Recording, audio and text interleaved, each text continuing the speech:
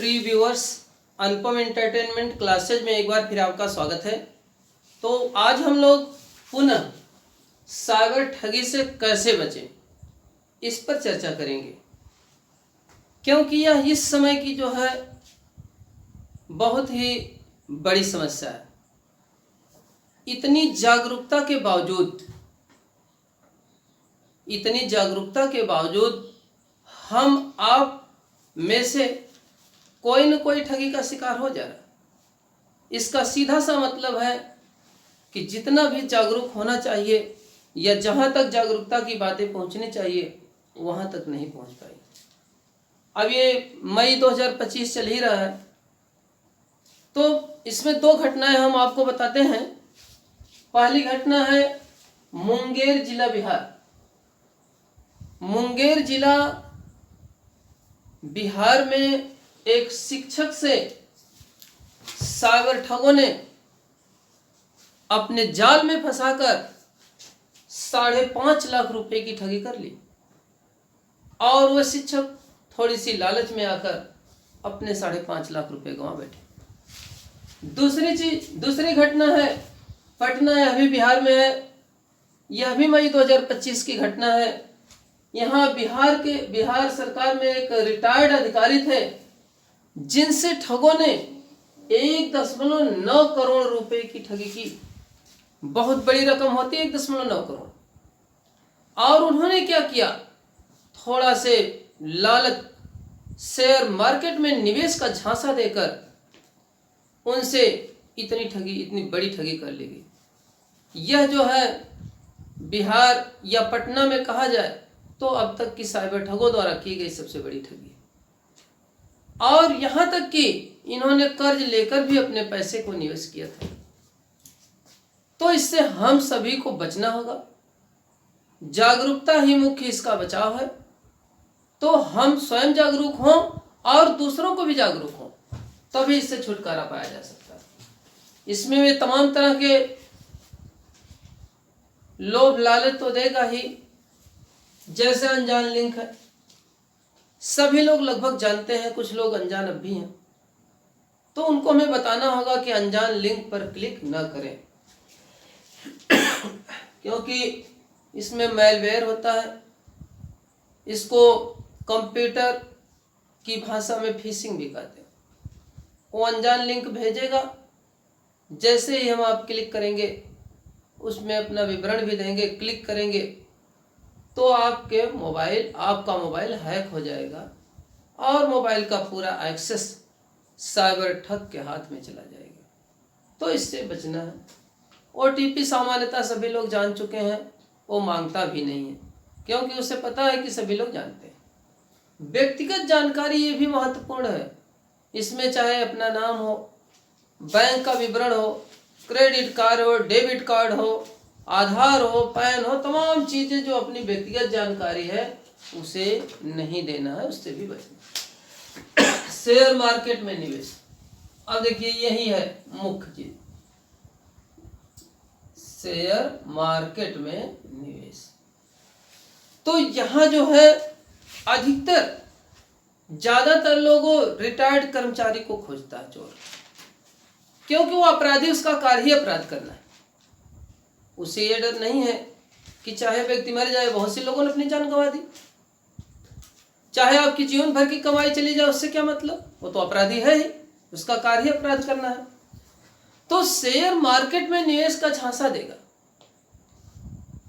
जैसे हम उसके झांसे में आते हैं 2-4 बार लाभ भी देगा, ऐसी बात नहीं है। लेकिन जब आपको दृढ़ विश्वास हो जाएगा कि नहीं यह कंपनी सही है, तो फिर अपना वो खेला करता है। जैसे ही आप बड़ी रकम निवेश करते हैं, लाख की बात ही छोड़िए, करोड़ों रुपए चंपत हो जा रहा है लेकर।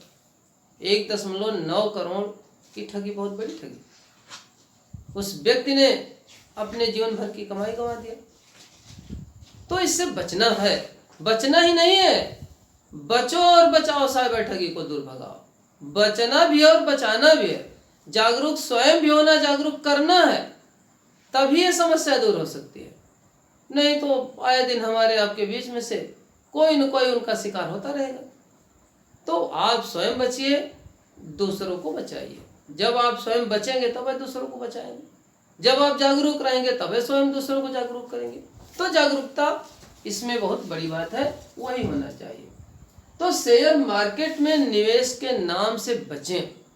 यदि करना ही चाहते हैं तो जो उसकी अधिकृत कंपनी है या जो बैंक है, सरकारी सेवाएं हैं, जो मान्यता प्राप्त जो भी संस्थान है, वित्तीय संस्थान, उसमें निवेश करें। भाई अनजान नंबर से व्यक्ति कोई कहता है, उससे क्या मतलब? अनजान जिसको हम जानते नहीं, क्या मतलब? सीधी सी बात है, धोखा देगा। और वही हो ही रहा है। यहाँ तक कि उन्होंने अपने नंबर को वो कस्टमर केयर पर भी डाल दिया। जैसे हम कस्टमर केयर वाला नंबर गूगल से खोजते हैं, कब चला साइबर ठगों के यहाँ लग गया। और वो आपका विवरण पहले से कुछ न कुछ जानते हैं तो ठगी कर लेते हैं, नहीं जानते हैं तो नहीं कर पाएंगे। दूसरी चीज, जब तक हम गलती नहीं करेंगे, कुछ न कुछ उसको नहीं बताएंगे, तब तक वह आपका कुछ नहीं बिगाड़ सकता, एक पैसा नहीं ले सकता। जैसे ही हम आगे बढ़ते हैं, उनके झांसे में आते हैं, उनके जाल में फंसते चले जाते हैं और वो ठग लेता है। तो शेयर मार्केट में निवेश, शेयर मार्केट में निवेश करना तो जो उसका वित्तीय संस्थान है, अधिकृत है, सरकार से मान्यता प्राप्त, उसमें जाए। हम अनजान और अज्ञात व्यक्ति के यहाँ क्यों जाएं? क्या मतलब है? सीधी सी बात है, उससे बचना चाहिए। व्हाट्सएप कॉल आती है, मैं ये सीबीआई का अधिकारी बोल रहा हूँ, पुलिस अधिकारी बोल रहा हूँ, राह का अधिकारी बोल रहा हूँ, आपके खिलाफ मनी लॉन्ड्रिंग का केस है, ये है वो है। सीधी सी बात, डर पैदा कर रहा है। शेयर मार्केट में अरे सर आप 10 लाख लगाइए, आपको 4 महीने में 50 लाख हो जाएगी। सीधी सी बात है, लालच दे रहा है। तो इससे हमें बचना होगा। चलिए, अच्छा लॉटरी, तो लॉटरी लग जाती है। कैसे लगेगी भैया? आपने कोई लॉटरी का टिकट खरीदा नहीं, फिर कैसे लग जाती है? तो वो तो भड़काएगा ही, वो तो अपराधी, उसका कार्य ही है अपराध करना। तो उस लॉटरी के चक्कर में भी ना रहे। लॉटरी जब कोई खरीदता, उसका टिकट लगवाता है, तो उसमें कुछ लोग जीतते हैं, लॉटरी पर प्रतिबंध है, तो लॉटरी का कोई मतलब नहीं। चलिए, अब एक चीज है फोटो। फोटो का क्या मतलब हुआ? आप कहेंगे हम तो फोटो बहुत देखे हैं, तो एक फोटो जो है इसमें भी देख लीजिए। इस तरह का फोटो जो है भेजेगा अनजान व्यक्ति अनजान नंबर से। जैसे ही आप फोटो पर क्लिक करेंगे, ये साधारण सी फोटो है, लेकिन जैसे ही आप क्लिक करेंगे, आपके मोबाइल का एक्सेस उस साइबर अपराधी के हाथ में चला जाएगा और आपका बैंक अकाउंट खाली हो जाएगा। तो कोई अज्ञात व्यक्ति अनजान नंबर से फोटो भेजता है, क्लिक करने के लिए कहता है, तो ये ताज़ी चीज़ है उनके लिए। जैसे डिजिटल अरेस्ट है, वह भी अभी बहुत ताज़ी है, उस तरह फोटो वाला वो लोग चला दिए, फोटो भेज के कहेंगे ऐसा करना वैसा करना। पहचान रहे हैं कि नहीं पहचान रहे हैं, तो उनसे बचिए, उनसे बात करने की कोई ज़रूरत नहीं है। और दूसरी चीज़, जो अगर मान लीजिए गलती से आप उठा लेते हैं, तो जो पूछे वो ना बता के दूसरे बताए, उसी को उल्टा, और जो वो कहेंगे बताते चले जाएंगे, तो आप उनके जाल में फंसते चले जाएंगे। तो फोटो वाला कोई भेजता है इस तरह, तो इस पर भी क्लिक नहीं करना है, अन्यथा आपका बैंक डिटेल खाली हो जाएगा, उसमें कोई दो राय नहीं। तो आप इससे भी बचिए। अब देखिए, हमारे माननीय प्रधानमंत्री श्री नरेंद्र मोदी जी ने कहा कि रुको, सोचो और एक्शन लो। तो यहाँ एक पुरानी बात है कि सठे साठन समाचरे। वह तो आपके जान का दुश्मन है, आपके आर्थिक स्थिति का दुश्मन है, आपको फंसाने का प्रयास कर रहा है, तो वो जैसा व्यवहार कर रहा है उसके साथ वैसे व्यवहार करिए। यहाँ तक हमारे माननीय प्रधानमंत्री जी ने कहा कि यह देश के बहुत बड़े दुश्मन, कौन? साइबर अपराधी, साइबर ठग। तो उन्होंने भी चिंता व्यक्त की है, सरकार भी इस पे यथासंभव एक्शन ले रही है, पुलिस प्रशासन भी जागरूक कर रहा है, लोग जागरूक कर रहे हैं, कुछ कंपनियां, एयरटेल है जैसे, वह भी जागरूक कर रही है, तो तमाम लोग मिलकर जागरूक कर रहे हैं। तो इससे बचना है, तो बचो और बचाओ, साइबर ठगी को दूर भगाओ। अब देखिए उनका मुख्य हथियार क्या? उनका मुख्य हथियार दो ही चीज है, एक है लालच और दूसरा है डर। तो हम किसी प्रकार के लालच में ना आए। लालच का मतलब वही हुआ, वो कहेगा कि भैया ठीक है 5 लाख रुपए शेयर मार्केट में निवेश कर दो, हम 3 महीने में आपको 10 लाख दे देंगे, या 10 दिन में 10 लाख दे दिए तो ठीक है। कहा अरे सर 10 लाख निवेश करिए, बस आपको तो बोनस पॉइंट मिल गया, अभी उस दिन तो हम 10 दिन में दिए थे, अब 90 दिन में आपका 10 लाख का 20 लाख हो जाएगा। 10 लाख निवेश किए, मान लीजिए 20 लाख भी दे दिए। कहेगा सर अगर इस बार आप 25 लाख निवेश करते हैं तो आपका एक सप्ताह में शेयर मार्केट बहुत तेज भाग रही, 50 लाख हो गए, तो क्या पता होगा वो 25 लाख लेके गायब हो गए। या और निवेश करवा लिया, कहेगा सर कुछ और निवेश कर दिए तो अभी पड़ जाएगा जितना आप निवेश कर दिए। तो उसी तरह आपके पास जितना रहेगा उतना निवेश करेंगे।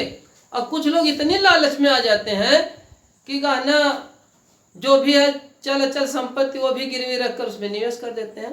तो ये आपके लालच का फायदा उठाता है, उससे भी हमें आपको बचना होगा। डर की भी चर्चा होगी, वो कहेगा हम पुलिस ऑफिसर बोल रहे हैं, आपके खिलाफ मनी लॉन्ड्रिंग का केस है, आपका बच्चा जो है अवैध गतिविधियों में पकड़ा गया है, आपके आधार कार्ड का उपयोग जो है गलत जगह हो रहा है, आपके बैंक खाते का उपयोग गलत जगह हो रहा है।